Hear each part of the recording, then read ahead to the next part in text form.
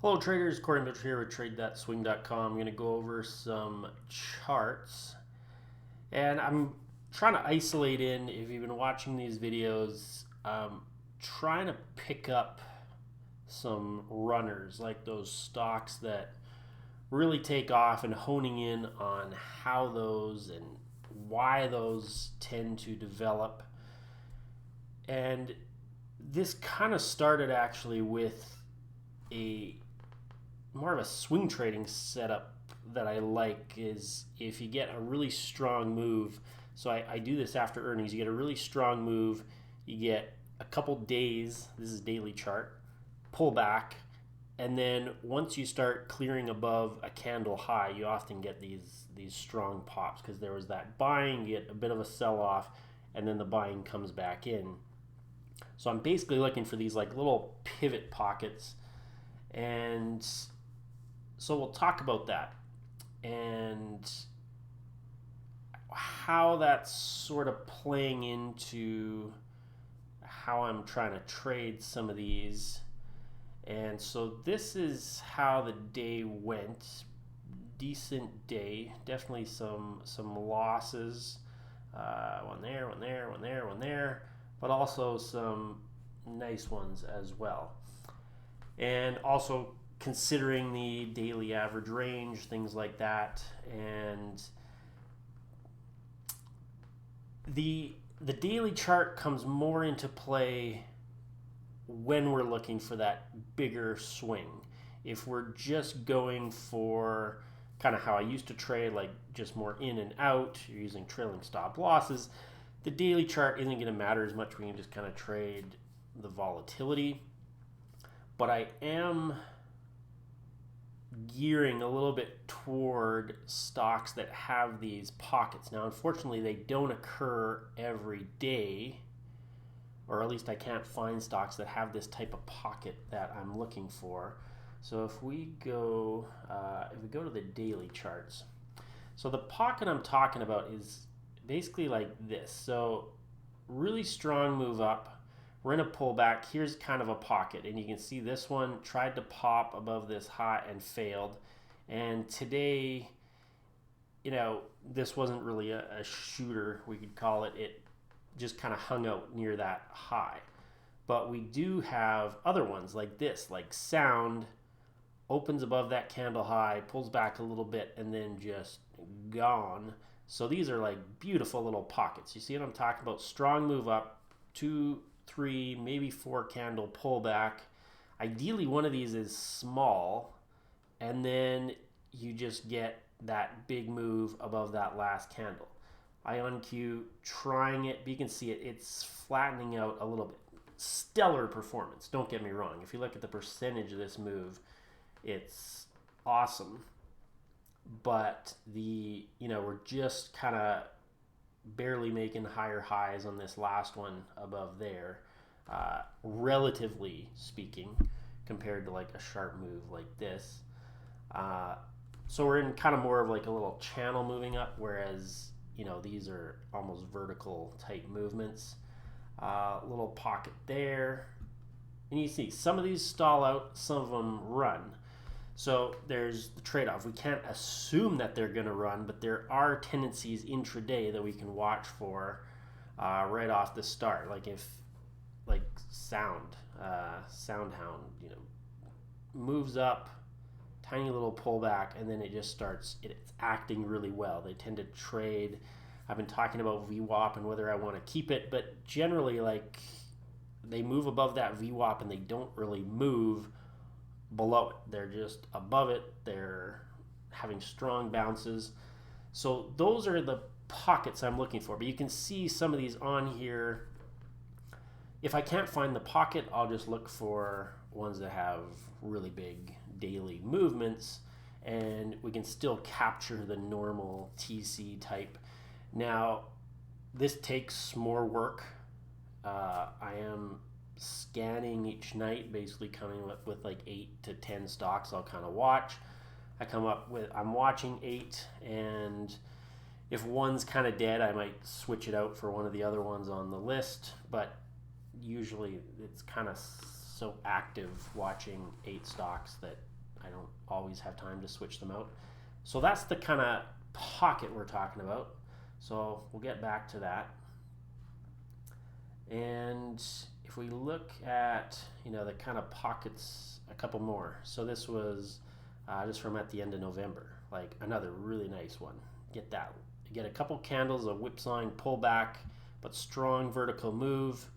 And you get that little candle, price opens up there kind of near the high. Sometimes it'll open lower, and then you get to trade the way up to the top of the candle. So if this opened down here and it starts out the day pretty strong, you're trading all the movement toward the top of this second last candle, right? This was taken midday, like in the morning.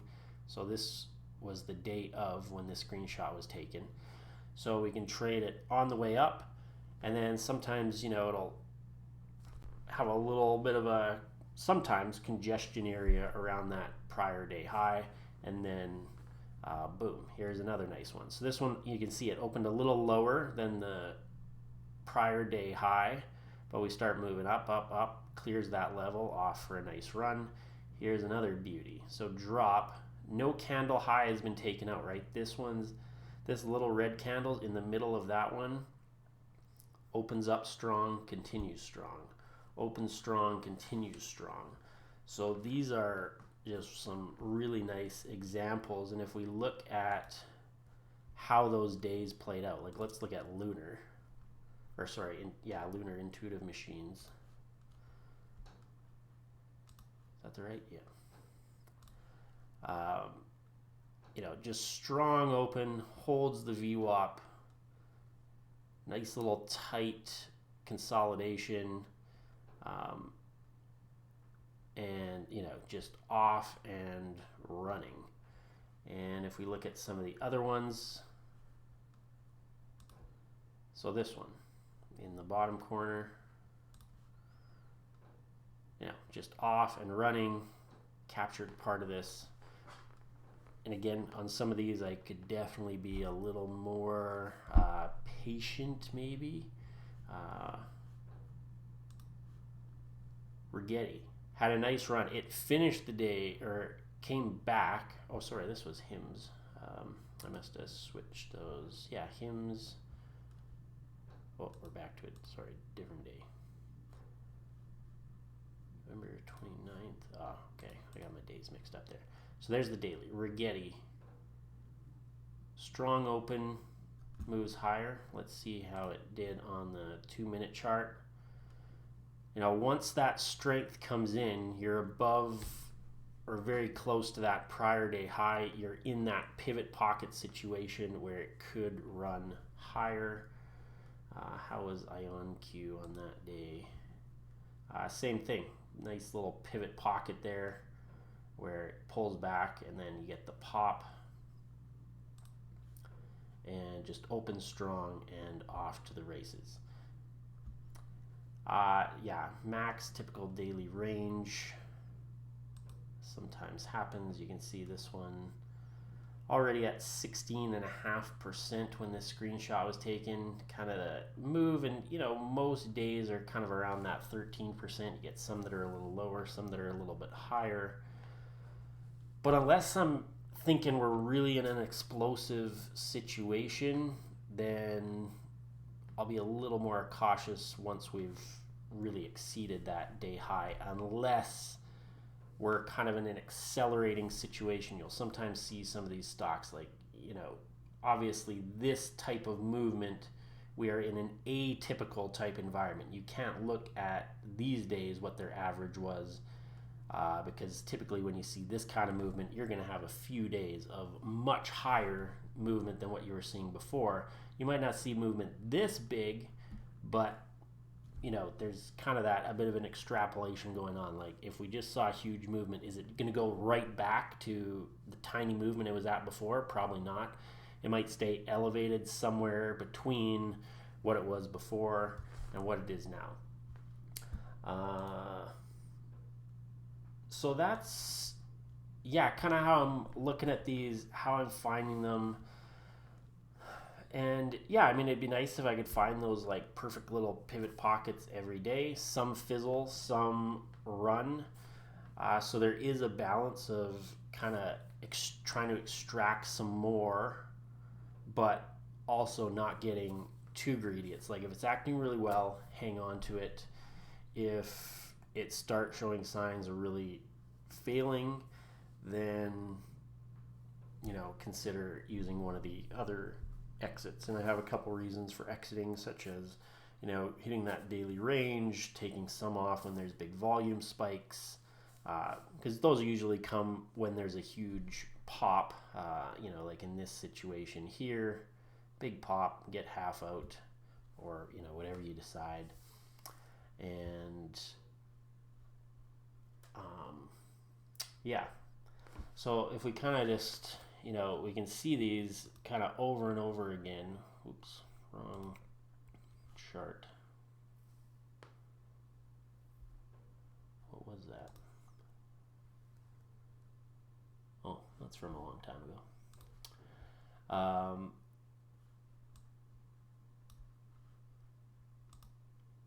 So yeah, if we go through these charts, we can just see these kind of pivot pockets over again. Sometimes we can even see them like, a few days before, what they would have looked like. Here's one that, didn't gain a lot of momentum, but you can see it got, if you're trading on this day, this green day, right, you're in a situation where you have a pocket, you're watching for the move above it for a potential rally, and we open a little lower, but if it opens strong, you're trading hoping that it gets to that prior day high. That could trigger in additional buying and give you the explosive move, but you want to watch around that day high because you'll sometimes, the prior day high, so the high of this red day, because on this green day we get to it and then we kind of fizzle out a bit, right? So this day we get a pivot and it goes a little bit up and then you have a hard failure to the downside. So, but I do find these are pretty good at, or this one, right, like opens high and then just closes. And that's what happened. Oh, sorry. There's the daily chart of that one. So a long was never an option on that one because you open higher, but you're immediately selling off. You're below VWAP. The long isn't an option for a potential runner. And sometimes if they fail, it can give you a good trade too, right? Like Teladoc opened up here, tries to go higher, and then sells off. So here, opens higher. You're hoping for that runner, but you can see it it's not really hanging above VWAP. The pullbacks aren't above VWAP. They're selling off. So this was actually a good short trade because you're actually looking at that now, like that breakout on the daily has failed or is potentially going to fail if we start selling off some more. And so you can get, whether it really runs to the upside or you kind of really fail at that level and you start turning back hard. Remember, these are big moving stocks, so we do have movement in both directions. So if it's failing and it looks more like this or this as opposed to some of those other ones that we looked at where it's just, it moves up and then it's just holding above VWAP, that's a better situation for the long, whereas this is kind of showing that the market's hesitant. How the indices are doing will somewhat affect these, right? Like obviously it's good to have the wind at your back. If the market's ripping up on a certain day, you're more likely to get the follow through on those pivots. If the market's really weak and you open above one of those pivots or you try to get to one of those pivots and it seems weak and the overall stock market, the S&P, the NASDAQ 100, all those are really weak, it's going to be harder for it to gain traction. So I pay a little bit of attention to that as well. And yeah, just some insight for you. How do I scan for those? Basically looking for strong movement up in the last week, and then trading below the weekly high. So it had a strong move up and it's in a pullback. And then if I can't find any of those pivots, then sometimes I'll take out the pullback part of the scan. And in that case, I'm just looking for stuff that's super strong, good volume over the last week. And then I sort them by biggest intraday range so that I'm trading the things that move the most intraday. So again, a little bit, this one is a little bit, a lot of these videos are more just my own, for my own reference, but if you get something out of it, great. And yeah, hopefully you got something out of this one.